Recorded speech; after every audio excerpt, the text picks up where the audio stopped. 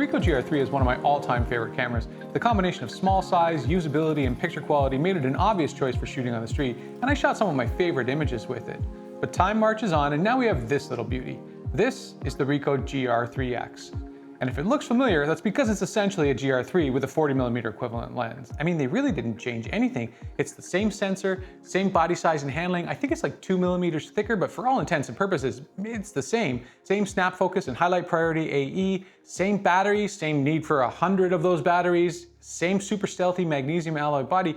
It's the same camera, and we already know I'm a fan of the GR3, so chances are I'm gonna like the GR IIIx as well. The only issue might be that new 40mm equivalent lens, so that's what we're going to talk about. Quick note before we get started, there's a few galleries sprinkled throughout this video, so make sure you stick around to the end so you don't miss any of the good stuff. Okay, let's talk about that lens. Ricoh GR lens design is pretty much legendary at this point. The way they're able to pack so much image quality into such a small package is nothing short of amazing. But this lens, in particular, has personality plus.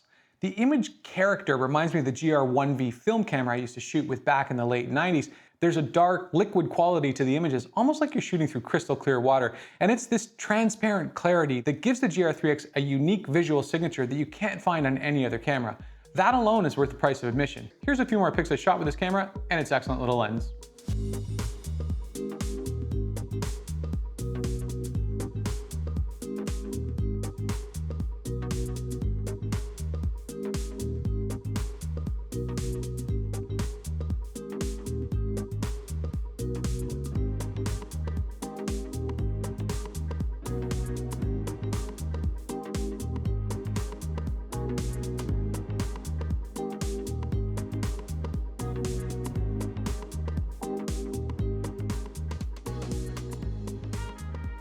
As always, don't judge image quality by looking at super compressed videos on YouTube.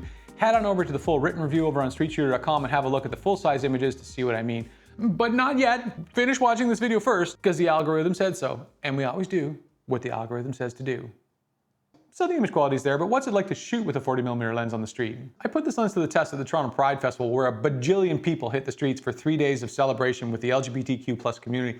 It was wall-to-wall people, so it was a great chance to see what this lens could do. I'm normally a 35mm kind of shooter. 40mm is pretty darn close to 35, but the slightly longer focal length means you have to look for subjects that are a couple more steps away than usual. But with that many people on the street, it was difficult to find a clear path to my shot, and my subjects ended up being buried somewhere in the crowd in front of me. So I started shooting through the crowd and allowing my subjects to be seen as part of the world they're in. Foreground and background interacted with each other and became an essential part of the composition of every shot. And I realized, isn't this just shooting with layers? I mean, it's not the easiest thing in the world to do, but once I started thinking this way and composing my shots in three-dimensional space, I started seeing new possibilities at every corner. Now, you don't need this camera or this lens to come to this conclusion. It's just the path I went down with the GR IIIx. Anytime you change focal length, it's going to force you to rethink the way you approach your subjects.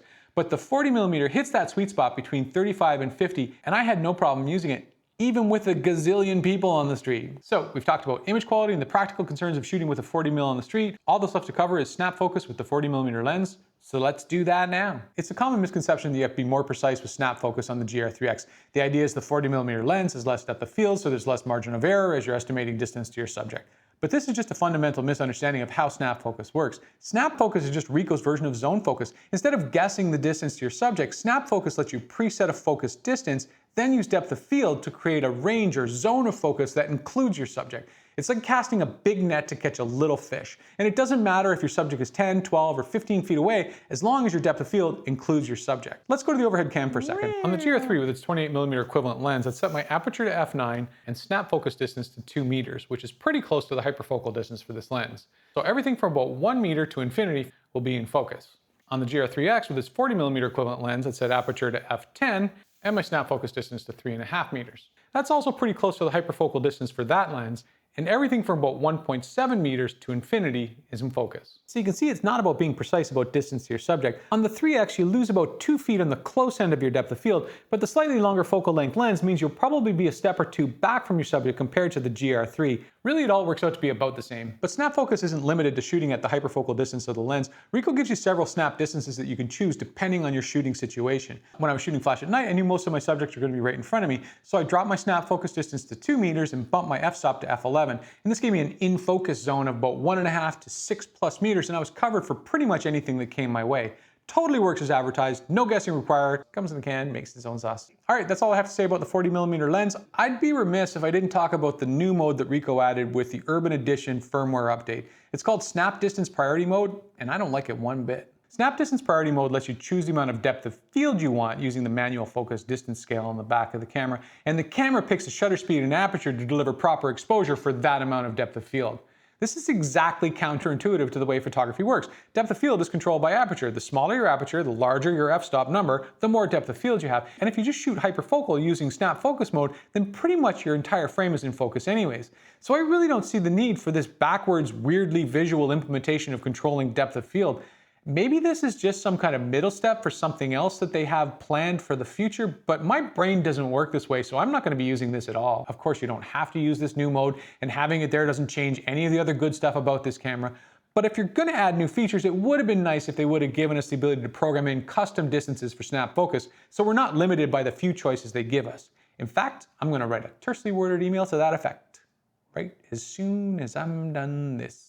All right, rant over. Listen, the GR IIIx is a lovely little camera, and the image character is unmatched by anything else on the market, including my favorite X100V. So this begs the question, which would you rather have, this or an X100V? Both cameras sort of steer you into a different style of shooting because of the way they're designed. The Ricoh's an LCD-only camera, but it's perfectly suited for single-handed operation, and it's one of the stealthiest cameras on the market. And the X100V is more of a rangefinder style shooter. The OVF and analog controls provide a unique shooting experience that I really appreciate. So which one's better? Honestly, I think they complement each other. I mean, I could see having this as a second camera for those times when I want to get my Dido on and take pictures of blurry dogs at night.